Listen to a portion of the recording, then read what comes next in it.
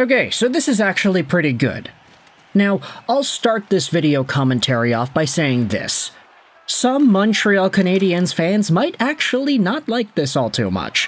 Even though it is helpful for the Montreal Canadiens, I can totally understand the perspective that says, hey, I don't want any free handouts for my favorite hockey team. I don't want things to be easy. Because they're not going to be easy.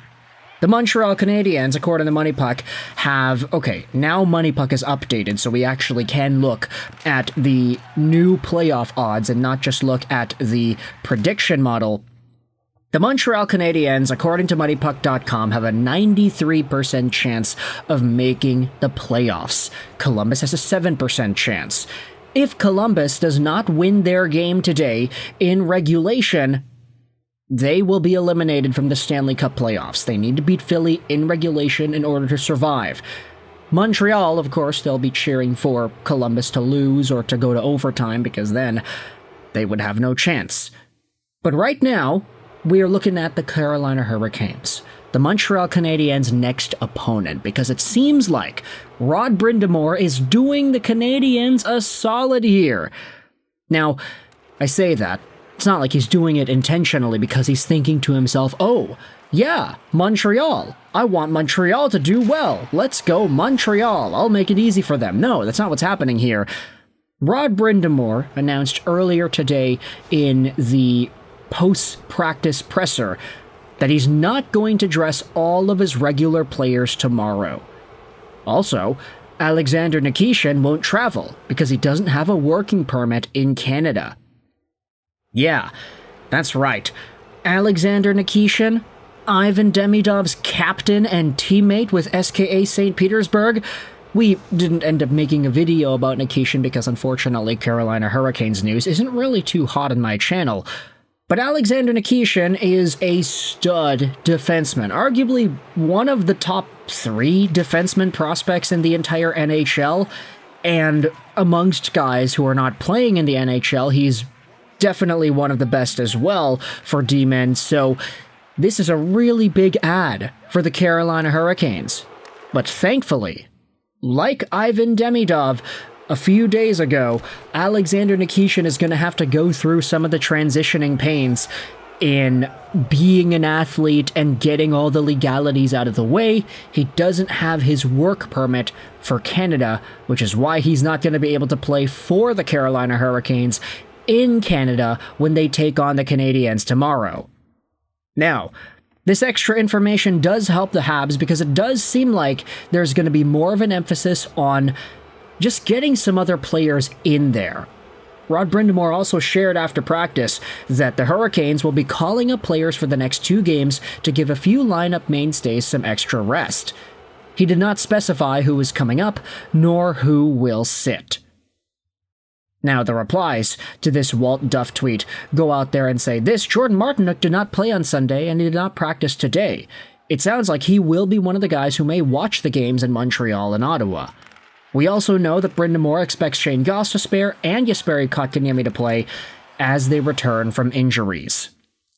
So, firstly, I'm just going to say this. I need Shane Gostisbehere to go off. Please give that guy points. Hockey gods, I'm begging you guys, I need Shane Gostisbehere to score.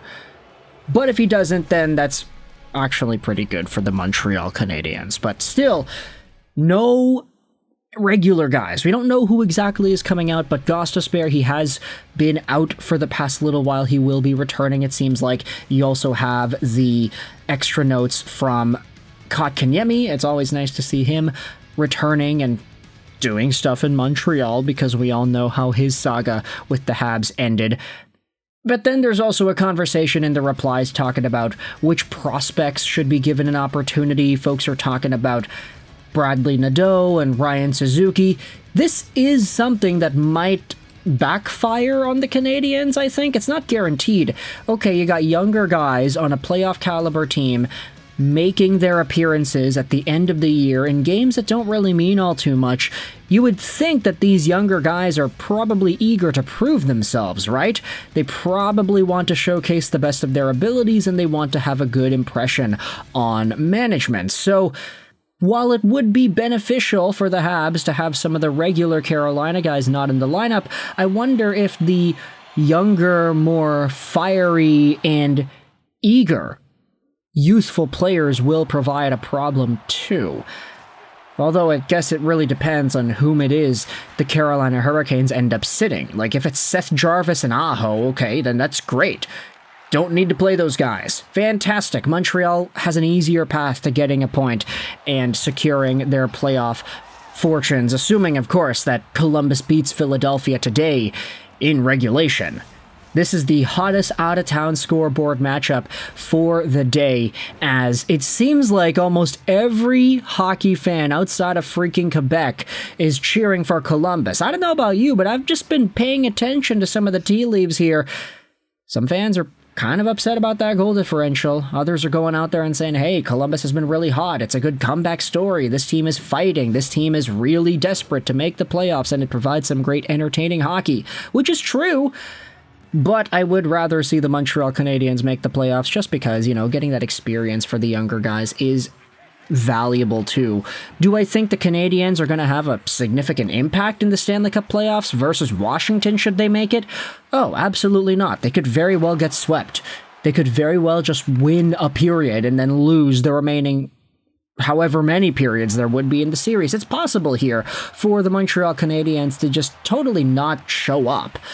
But making the playoffs, man, just the title of that, just giving Suzuki, Caulfield, and all these other dudes more time in the postseason. Because we all recognize that, yeah, when they made the finals, Suzuki and Caulfield, that was great. You know, rookie guys, younger guys, Kotkaniemi was there too.